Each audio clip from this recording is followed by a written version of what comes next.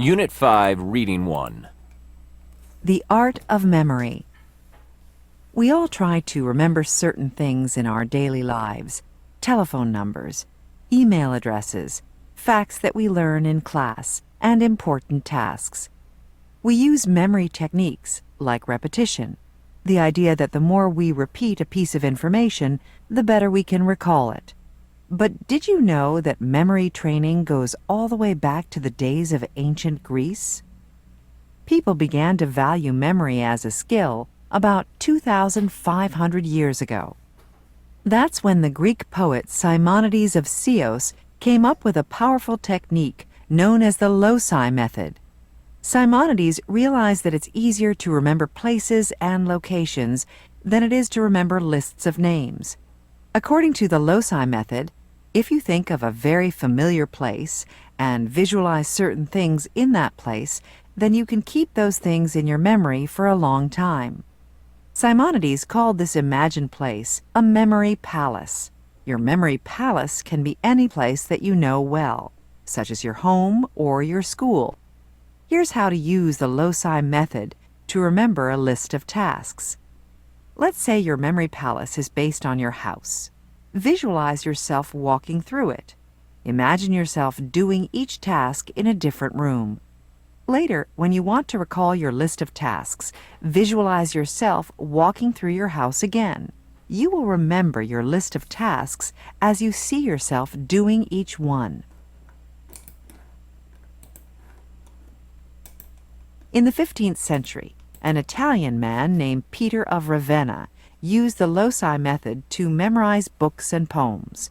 He memorized religious texts, 200 speeches, all of the laws of that time, and 1,000 poems. By using the loci method, he was able to read books stored in his memory palaces.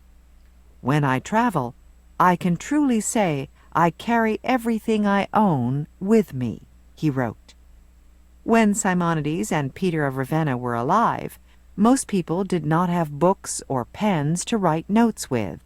They had to remember what they learned. In her book, titled The Book of Memory, Mary Carruthers writes about these memory techniques of the past. She explains that ancient people considered memory to be a great virtue.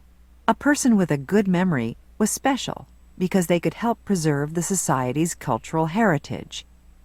After Simonides developed the loci method, other people continued to study the art of memory. Memorization gained a complex set of rules and instructions.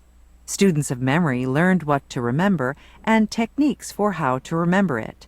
In fact, memory training is still an important activity in many parts of the world today. In some cultures, memorizing religious texts is considered a great achievement. Other cultures value people who can tell myths and folk tales from the past, as there is often no written record of these things. Over the past millennium, though, many things have changed. We've gradually replaced our internal memory with external memory. We've invented devices so we don't have to store information in our brains. We now have photographs to record our experiences, calendars to keep track of our schedules, and the internet and computers to store our ideas. As a result, we've gone from remembering many things to remembering very little. Nowadays, when we want to know something, we just look it up. But how does this affect us and our society?